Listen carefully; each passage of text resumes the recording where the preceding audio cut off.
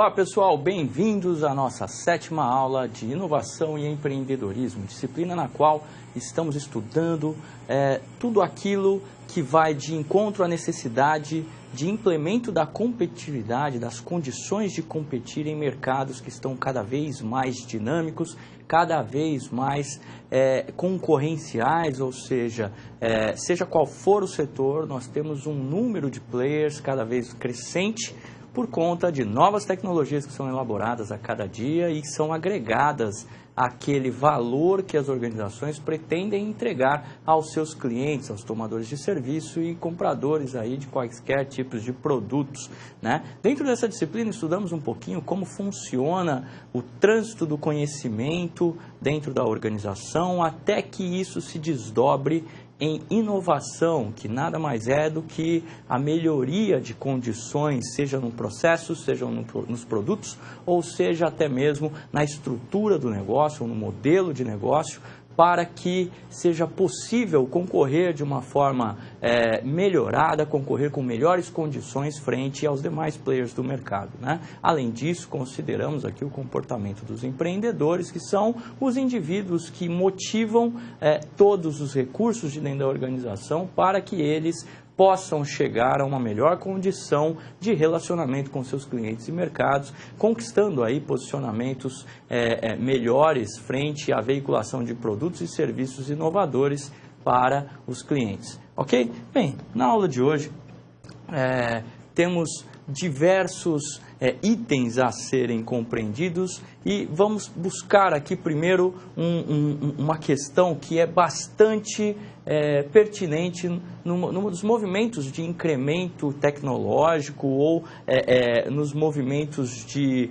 mudança que assistimos nos mercados cada vez mais turbulentos, né?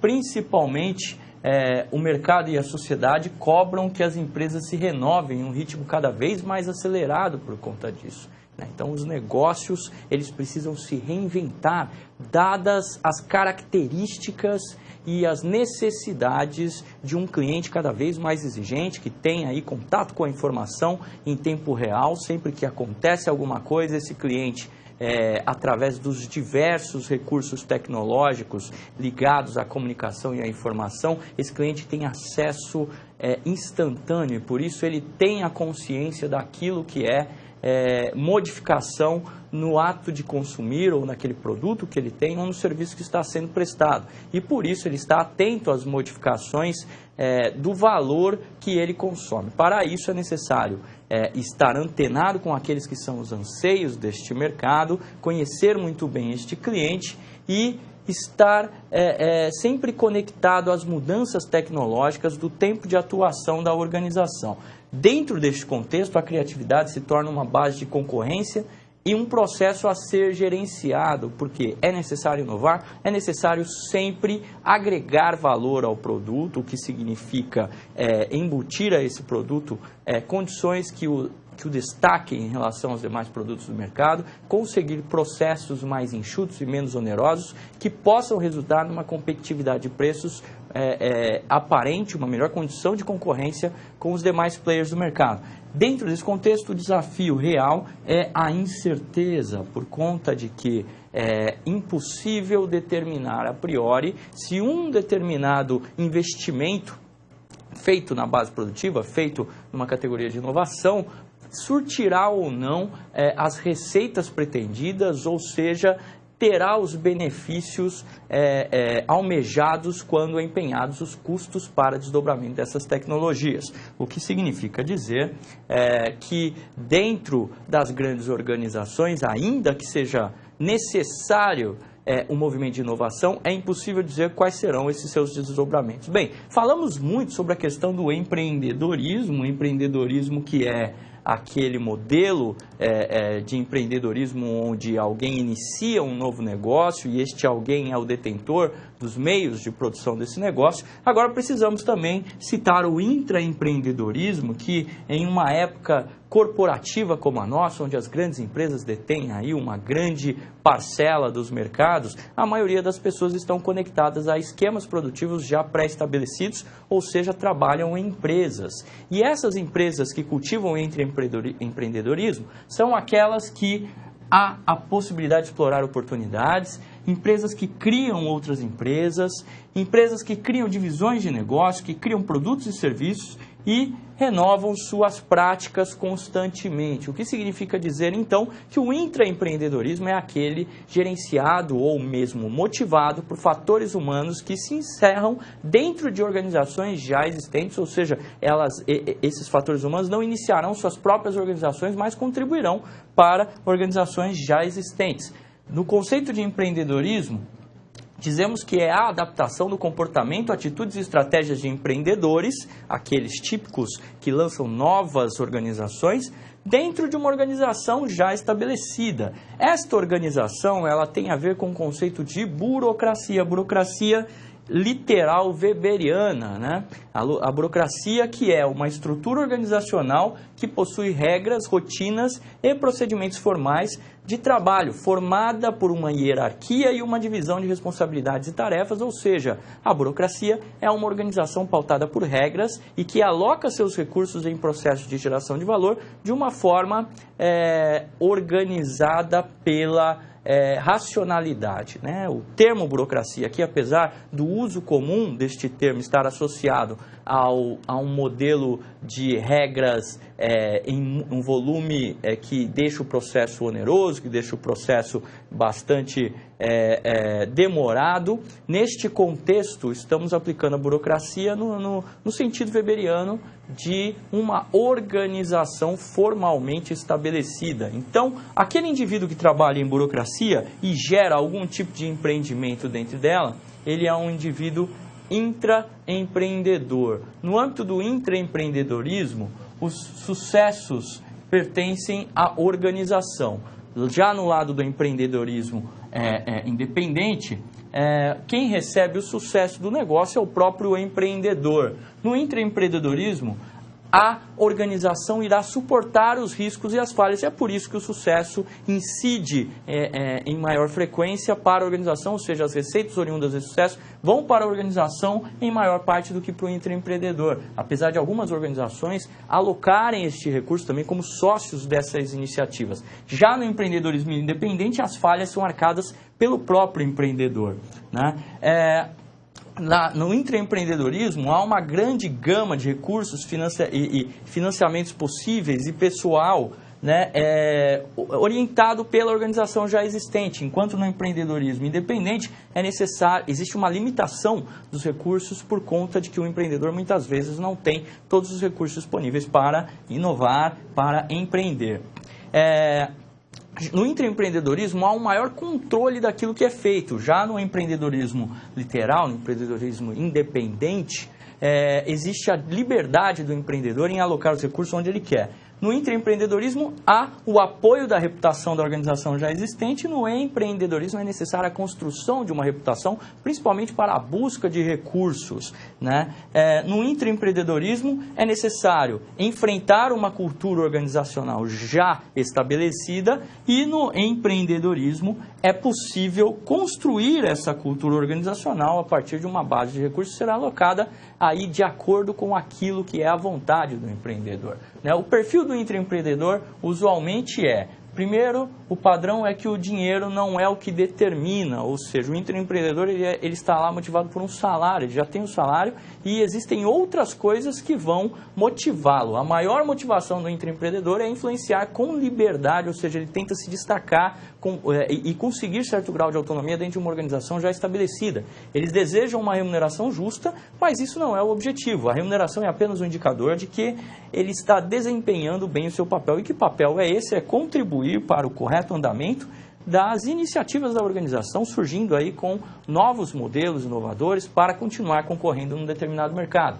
Ainda assim, temos o segundo padrão, que é o padrão da sondagem estratégica, que são os empreendedores constantemente pensando o que vem a seguir um passo no futuro, ou seja, são aqueles empresários da organização, funcionários da organização que olham para fora da organização e veem os movimentos e tentam reproduzir isso no interior dessa organização. Eles não ficam sentados esperando o mundo mudar. Eles ficam tentando descobrir que parte do mundo está para mudar e vão chegar bem a tempo de participar com suas ideias, onde o aprendizado é o oxigênio para eles. Então, esses caras, dentro da organização, eles vão tentar fazer de tudo para que essa organização consiga alcançar pontos de excelência antes mesmo que seus concorrentes cheguem a eles. Além disso, temos o padrão 3, que é o de estufa. Os intraempreendedores tendem a contemplar a semente de uma ideia por dias ou semanas entre ligações, reuniões e conversas, ou seja, eles tentam amadurecer essa ideia.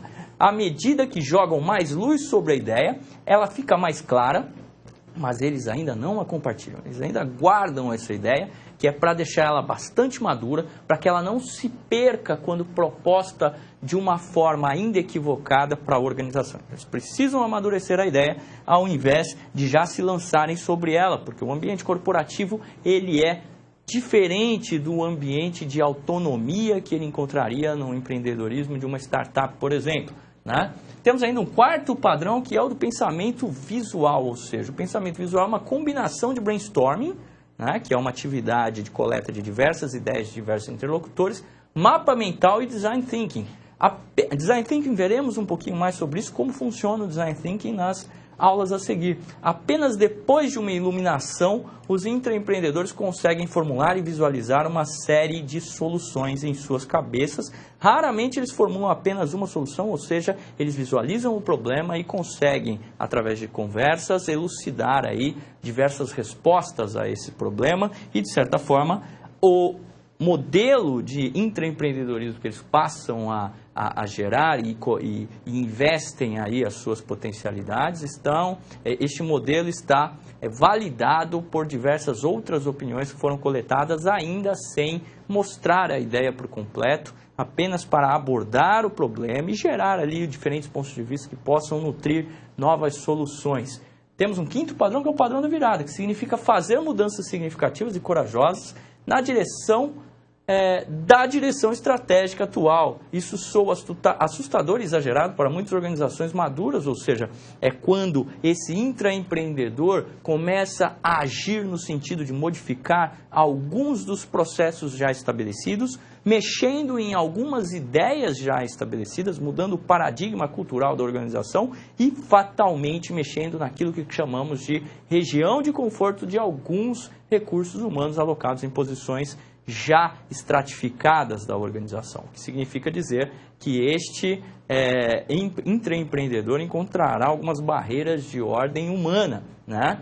Mas geralmente é o necessário para ressuscitar uma empresa em má situação, ou seja, é necessário que todos se mexam e que todos enxerguem a necessidade de mudar, mesmo que isso acabe significando um contraponto em relação a algumas vontades internas, em relação a alguns objetivos individuais na organização. Como dissemos anteriormente, esta abordagem contempla a ideia de burocracia weberiana, onde a organização é racional e, para isso, os objetivos individuais devem ser colocados em segundo plano frente aos objetivos da organização, os objetivos organizacionais, que são colocados em primeiro plano, ou seja, é necessário que todos hajam em benefício da organização, em benefício de tentar aferir vantagens coletivas para que essa organização continue sendo competitiva e competente para o mercado, ok? Além disso, temos o sexto padrão, que é o da autenticidade e integridade, né? O intraempreendedor, que foram observados na pesquisa que compuseram esses perfis, demonstraram ser confiantes e humildes, não o comportamento de estrela, geralmente associados aos inovadores corporativos bem-sucedidos. Ou seja, o intraempreendedor, ele tem uma determinada confiança, ele acredita naquilo que ele está fazendo e ele já conseguiu reunir informações que comprovem um determinado conceito que ele tem acerca da mudança que precisa ser propiciada dentro da organização. Entretanto, ele mantém aquela humildade típica de quem necessita da mobilização dos demais recursos humanos para que haja qualquer tipo de mudança dentro da organização. Com arrogância, não se chega à mobilização dos demais colegas para a necessidade da mudança. né? Então, a arrogância ela é incompatível com mudança, ela acaba preservando ali uma condição que, de certa forma, não é boa para ninguém dentro da organização e nem para a organização enquanto um órgão coletivo, né? Todos eles, no entanto, mostram possuir elevada autoconsciência e senso de propósito, ou seja, os empreendedores, os intraempreendedores, eles devem conhecer quais são os seus objetivos e devem prezar para a estabilidade dos processos que levam à compleição desses objetivos, né? Temos aqui os 10 mandamentos do intraempreendedorismo, segundo o Pinchot, que foram escritos em 2005, né? Primeiro, é recomendado que o intraempreendedor monte sua equipe, pois intraempreender não é uma atividade solitária. Ela necessita de recursos humanos que tenham aí um certo grau de expertise em mudança e que tenham competências variadas, né? É necessário ter uma certa heterogeneidade na base de conhecimentos deste grupo para que um possa complementar o outro em algum aspecto específico que não detenham todo o conhecimento para que haja mudança. É também recomendado que divida os créditos de forma ampla, ou seja, é necessário que todos que participam daquela mudança estejam contemplados aí com os créditos das mudanças, que sejam sinalizados como os reais autores da mudança.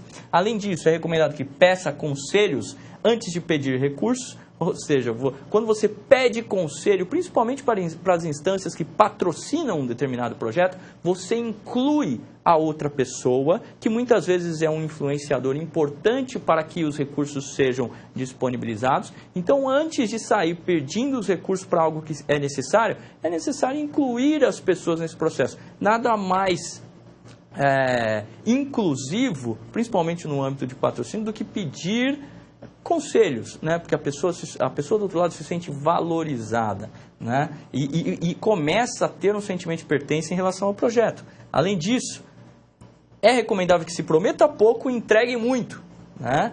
A publicidade ativa o sistema imunológico corporativo, ou seja, quando você começa a prometer muitos retornos acerca de um determinado projeto, aquelas instâncias que já estão ali consolidadas, onde há aquela região de conforto, elas começam a se proteger, né? Então, faça qualquer trabalho necessário para realizar seu sonho, independente da descrição do seu cargo. O que significa que muitas vezes é necessário galgar posições que estão além das cercanias das competências previstas no cargo que o intraempreendedor acaba por ocupar dentro da organização. Para isso, é necessário se desprender aí de algumas garantias e mesmo de alguns privilégios e se desfazer de alguns preconceitos em relação às atividades exercidas dentro da organização e pôr as mãos à obra, fazer a coisa acontecer. Lembre-se sempre que é mais fácil pedir desculpas do que pedir permissão. Muitas vezes é necessário ser ousado quando você é intraempreendedor, né? Quando se sabe que determinada decisão não contará com um apoio expressivo de alguns participantes, principalmente na linha hierárquica imediatamente acima, né? Deve-se primeiro, uma vez tendo uma crença absoluta acerca dos resultados que virão daquela ação, deve-se ousar, deve-se buscar a concretude aí de alguma etapa para sinalizar os benefícios daquilo que poderá ser o projeto completado. Além disso, mantenha os melhores interesses da empresa e de seus clientes em mente, especialmente quando você tem que contornar as regras ou a burocracia, ou seja, é lógico que existem regras que não podem ser quebradas de forma alguma, porque existe uma premissa por trás daquela regra. Mas existem regras que foram criadas por conta da manutenção de um status quo, uma região de conforto dentro da organização, e quando você tem como foco a melhoria do ambiente organizacional e a melhoria das regras das condições competitivas, é possível sim se engajar contra essas regras e rompê-las, alterando aí o perfil de trabalho, convocando a todos os envolvidos para a mudança de comportamento organizacional. Além disso, existe outra recomendação, que é: venha ao trabalho todos os dias disposto a ser demitido, ou seja, ouse, esteja preparado para ousar, esteja preparado para receber nãos e esteja preparado para, muitas vezes, errar. Tá? Seja fiel aos seus objetivos, mas realista sobre como alcançá-los. E é lógico, ninguém aqui está querendo que o intraempreendedor seja um louco, um desvairado, que vai lançando mão de recursos sem ter uma objetividade de recompensa. É necessário saber avaliar custo e benefício de tudo que se faz. Outra coisa, respeite e informe os seus patrocinadores, porque perder o patrocinador dentro de um projeto de intraempreendedorismo ou de empreendedorismo organizacional, principalmente em questões de mudança de cultura organizacional, pode ser muito prejudicial à continuidade do projeto. Tá? Bem, no livro The Other Side of Innovation, temos a separação aqui das dimensões e temos a boa localização da dimensão operacional e de projetos de inovação. Dentro deste conceito, temos que a mentalidade operacional é o resultado de curto prazo e manutenção de atividades, ou seja, é uma mentalidade voltada para aquilo que é realizado em procedimentos já prescritos dentro de uma manualização que objetiva alcançar algum tipo de meta estratégica delimitada em outra instância. Já a mentalidade para projetos de inovação é aquela voltada para a aprendizagem no curto e médio prazo e resultados prováveis no longo e médio prazo, ou seja, aprendizagem imediata que está focando a modificação estrutural do relacionamento com o mercado para o futuro. Não reconhecer tais diferenças leva ao fracasso do esforço inovador. É necessário saber como funciona cada uma dessas dimensões, cada uma dessas instâncias, e é preciso haver métricas de desempenho e formas de recompensas distintas. Todo projeto deve ter indicadores que mensurem o desempenho desse projeto e as pessoas envolvidas devem ser recompensadas de acordo com os seus êxitos, né? Existem algumas dimensões que caracterizam aí as diferenças do foco intraempreendedor e do foco operacional. No âmbito da orientação estratégica, o foco do intraempreendedor é a orientação para a percepção de oportunidade, enquanto no operacional é a orientação por recursos controlados, ou seja, o controle daquilo que foi estabelecido enquanto métrica operacional. Na dimensão comprometimento com oportunidade, o intraempreendedor tem esta dimensão como de curta duração ou revolucionária. Ele quer mudar instantaneamente. Já o foco operacional ele enxerga como longa duração e evolucionário, né? Porque permanece naquela função mais tempo. Dentro da dimensão de controle de custos, o foco intraempreendedor postula sobre o uso episódico ou aluguel de recursos, ou seja, está imbuído dentro de uma dimensão de projeto, né? Então, aqueles recursos eles estão alocados de acordo com a necessidade de compleição daquele projeto e a estratificação daquele projeto em algo que será um processo típico da organização. Já no foco operacional, já estamos dentro dessa visão de processo típico, por isso, a visão dessa dimensão de controle de recursos é de posse dos recursos necessários para empreender aquele processo. Na dimensão de filosofia de recompensa, no âmbito do empreendedorismo, está baseado na criação de valor, ou seja, na entrega de valor agregado para o cliente final, enquanto na dimensão operacional está baseado na responsabilidade e tempo na empresa. Já a orientação para o crescimento, na dimensão orientação para o crescimento, o intraempreendedor vê crescimento rápido e o foco operacional é de seguridade e lentidão, né? Dentro do perfil do intraempreendedor, ele vai encontrar alguns obstáculos, né, que são desenvolvidos ao intraempreendedorismo. Primeiro, o capital, né? Segundo, o planejamento. Em terceiro, as competências, né, necessário dispor de diversas competências. Por quarto, comportamentos que esbarram naquelas condições de sedimentação de algumas áreas ali de conforto. E por fim, no mercado e ambiente, ou seja, existe toda uma movimentação no ambiente externo da organização, uma movimentação relacionada às dinâmicas do macromercado que devem ser levadas em consideração. Dentro desse contexto de inovação, é possível estudar alguns modelos de negócio que foram absolutamente revolucionários e solaparam os modelos pré-existentes, ainda que estivessem lidando com o mesmo tipo de produto, como, por exemplo, o produto do entretenimento. Temos o caso da Netflix, né, que se tornou a maior empresa de transmissão de filmes e séries via streaming, que é uma tecnologia de de audiovisual pela internet. Ela foi fundada em 1997 na Califórnia pelo Mark Rudolph e pelo Reed Hastings, né? O Netflix, que muitos de vocês devem conhecer, lá no Netflix, é uma empresa amplamente motivada pelo intraempreendedorismo. Os empregados recebem salários mais altos que os do mercado. Eles podem se vestir à vontade, podem tirar folgas e férias quando tão longamente desejarem, ou seja, podem tirar folga do tanto que eles quiserem, né? E a flexibilidade é grande, não há forte controle, os resultados são mais valorizados que os processos. As pessoas são focadas nos resultados dos projetos e, para tal, elas são remuneradas de acordo com o seu desempenho. É desejado que as pessoas experimentem, mesmo que incorram em falhas. Por quê? Porque sem experimentação não há aprendizagem, e a aprendizagem é fundamental para a geração de conhecimento, que será a base da inovação. Dentro dessa ideia, podemos discutir um pouco das modificações das estruturas organizacionais. As empresas que buscam inovação procuram criar uma estrutura organizacional que minimize as barreiras para o empreendedorismo interno, tais como mudança do desenho funcional, equipes funcionais cruzadas, equipes autônomas sem suporte e organizações ambidestras, né? Dentro deste contexto, nós temos um desenho funcional mais simples, né? Onde a administração geral coloca a divisão de pesquisa e desenvolvimento imediatamente ao lado de vendas, produção e sejam lá quais forem as demais divisões que venham a surgir na organização. Existe um departamento de pesquisa e desenvolvimento na hierarquia da mesma forma que os outros departamentos.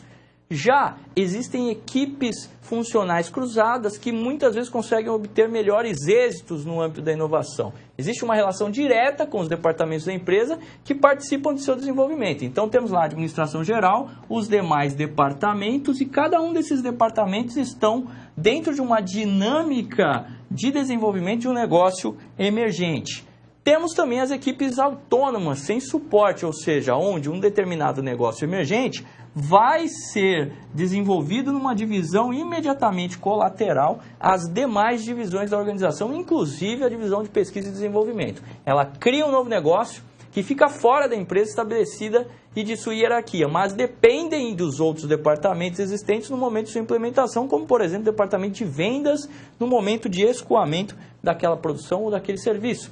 Além disso, temos as chamadas organizações ambidestras, que possuem seus próprios departamentos de produção e vendas, ou seja, o negócio emergente vai ter seu próprio departamento autônomo de produção e vendas, evitando práticas e a cultura organizacional já estabelecida por uma organização anterior. O negócio já existente, ele vai, na verdade, conter os seus recursos, e os recursos do negócio emergente serão distintos, absolutamente distintos e desconectados. Vão manter ali só a centralidade do poder de comando e da tomada de decisões.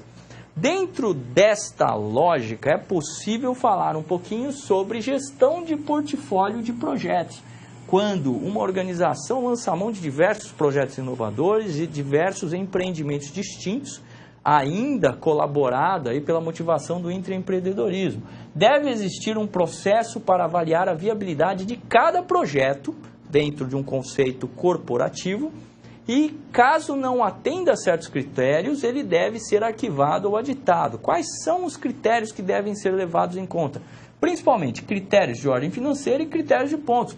Quando estamos falando dos critérios de ordem financeira, estamos falando do estudo da relação custo-benefício que um determinado projeto terá para a organização como um todo. Neste caso, podemos simplesmente transformar em valor monetizado aquele valor que vai ser gerado pela implementação de um determinado projeto. E aí nós podemos comparar os custos monetizados contra as receitas projetadas monetizadas daquele projeto e fazer uma verificação se aquele projeto faz sentido dentro de um contexto organizacional mais amplo, comparando com aquela base de produtos que a organização já tem. Já no critério de pontuação, nós temos aqui uma percepção um pouco mais subjetiva sobre o que significa aquele projeto para a organização. Existem projetos estratégicos que a sua mera existência, sem nenhum tipo de cálculo de efetividade financeira daquele projeto, já coloca a organização num posicionamento estratégico de mercado absolutamente distinto das demais e acaba gerando competitividade em um ou outro negócio. Por isso, esses projetos devem ser mantidos Para tal, é necessário que seja feita uma investigação dessa relevância, que é absolutamente subjetiva, entre cada um dos participantes, que votarão e pontuarão a relevância do projeto e a priorização desse projeto dentro de um portfólio de investimentos possíveis, tornando viável a comparação com demais projetos. Ficamos por aqui e até mais!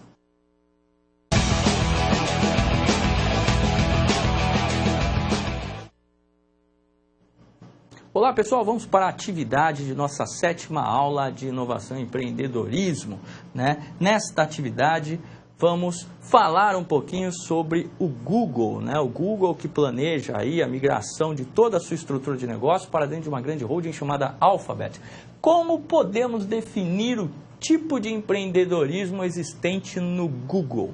Bem, o Google é uma iniciativa que surgiu de um projeto de pesquisa da Universidade de Stanford sobre organização de informação em grandes quantidades, principalmente informações de âmbito acadêmico, né?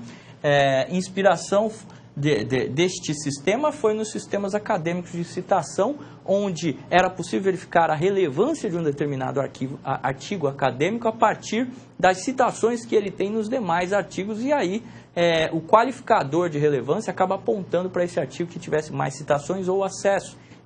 Existe um algoritmo para categorizar isso, né? Os seus fundadores acabaram, então, identificando cada um dos links, né, onde eles foram citados e trazendo esse artigo para uma relevância superior. Eles transpuseram essa lógica para a lógica de hiperlinks, né, a lógica de citações de cada um dos hiperlinks dentro da rede. Além disso, eles conseguiram acondicionar essa situação dos hiperlinks que apontam para um determinado site junto com os acessos que foram feitos para aquela página. Então, é possível, através de um determinado algoritmo, determinar aí a relevância da página em relação às outras páginas existentes. Bem, esse é o modelo de negócio da Google, né? Como a Google surgiu a partir desses princípios, e o seu sucesso foi estrondoso, principalmente quando observamos hoje que existem poucos competidores, pelo menos ao buscador da Google existentes no mercado. Mas, dentro da questão operacional e da questão administrativa dos recursos humanos da Google, nós temos um incentivo notável de diversas técnicas que contribuem para o surgimento da inovação e para a constante disseminação de informação, que acaba contribuindo ainda mais para o amálgama do conhecimento e surgimento de novas informações, né? E existem algumas práticas da Google que são notórias, como, por exemplo, recrutamento criterioso voltado para avaliar competências, ou seja, ninguém entra na Google sem ser um indivíduo de excelência naquilo que faz. Em segundo lugar, estrutura organizacional achatada, ou seja, sem muitos níveis hierárquicos. Então, para você acessar o cara que realmente toma a decisão acerca do desembolso de recursos, do investimento em determinado projeto, você tem menos níveis hierárquicos do que numa empresa tradicional, né? Além disso, existe a valorização de equipes pequenas, ou seja, as pessoas se conhecem dentro do contexto operacional de quaisquer projetos e conseguem se acessar e trocar ideias com uma maleabilidade, com uma facilidade maior do que em projetos que mobilizam aí grandes volumes de recursos e um grande número de participantes e recursos humanos alocados. Além disso, existe a liberdade para propor projetos e integrar equipes.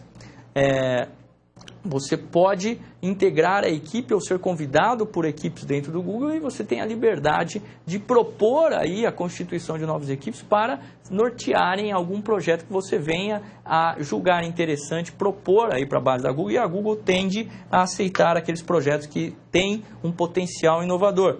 20% do tempo dos funcionários é alocado para projetos de iniciativa própria, ou seja, o próprio funcionário falou: eu quero investir nesse projeto aqui, e a Google falou: ok, você vai alocar 20% do seu tempo nesse projeto que você acha prioritário. Logicamente, se o projeto obtiver êxito, a Google participará deste projeto com um maior investimento de recursos. Além disso, existe como prática o compartilhamento amplo de informações entre as equipes. A informação não fica restrita a um âmbito só. Espaço físico semelhante a um campus, promovendo a aprendizagem. Então, parece que você está numa universidade, tolerância ao erro, ninguém se importa de errar, eles se importam em aprender com os erros.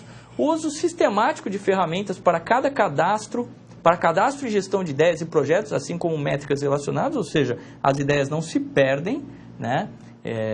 Elas ficam acondicionadas num sistema que propicia lidar com essas ideias. O Google possui projetos autônomos impulsionados pelos próprios colaboradores, como eu disse anteriormente. O Google começou com uma ferramenta de busca, mas resultou numa startup. E ainda assim o Google também adquire negócios já estabelecidos como o YouTube. Então podemos dizer que o Google usa o empreendedorismo e o intraempreendedorismo. Ficamos por aqui e até mais.